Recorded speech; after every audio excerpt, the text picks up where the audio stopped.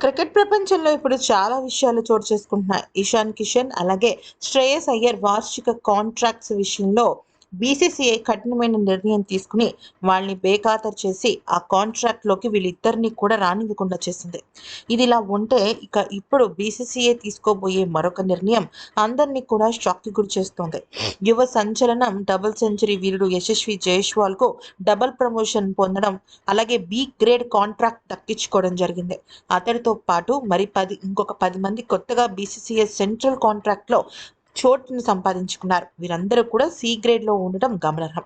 అయితే మ్యాచ్ ఫీజులతో పాటుగా వీళ్ళకి ₹1,00,00,000 వార్షిక వేతనం కూడా అందుకుంటారనమాట. మరి ఆ 10 మంది ఎవరు అనేది ఇప్పుడు మనం తెలుసుకుందాం. మొదటగా అయితే రింకు సింగ్. రింకు సింగ్ దేశవాళీ క్రికెట్‌లోనే కాకుండా మొన్న జరిగిన ఐర్లాండ్‌తో టీ20 సిరీస్ సందర్భంగా చాలా అద్భుతంగా అడుగుపెట్టి చాలా బాగా రాణించాడు. ఒక గొప్ప ఫినిషర్‌గా నీరాజనాలు అందుకుంటూ వచ్చాడు.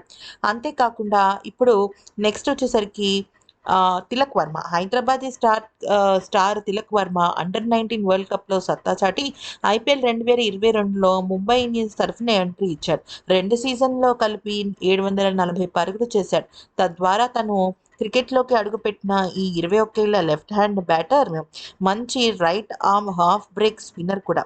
ఇప్పటివరకు భారత్ తరఫున 16 టీ20లాడి 336 పరుగులు చేశాడు. ఇక ఆ తర్వాత రుతురాజ్ గైక్వాడ్ దేశవాళీ క్రికెట్లో సత్తా చాటి చెన్నై సూపర్ కింగ్స్ స్టార్ ఓపెనర్గా పేరొందిన మహారాష్ట్ర క్రికెటర్ రుతురాజ్ కూడా ఇప్పుడు గ్రేడ్ సి కా ఆటగాడిగా కాంట్రాక్ట్‌లోకి అడుగుపెట్టేశాడనమాట. ఇక తినకి కూడా వార్షిక వేతనం ₹1,00,00,000తో పాటుగా మ్యాచ్ ఫీజెస్ కూడా లభ్యమవుతాయి. ఇక ఆ తర్వాత ఆటగాడు శివం దుబే.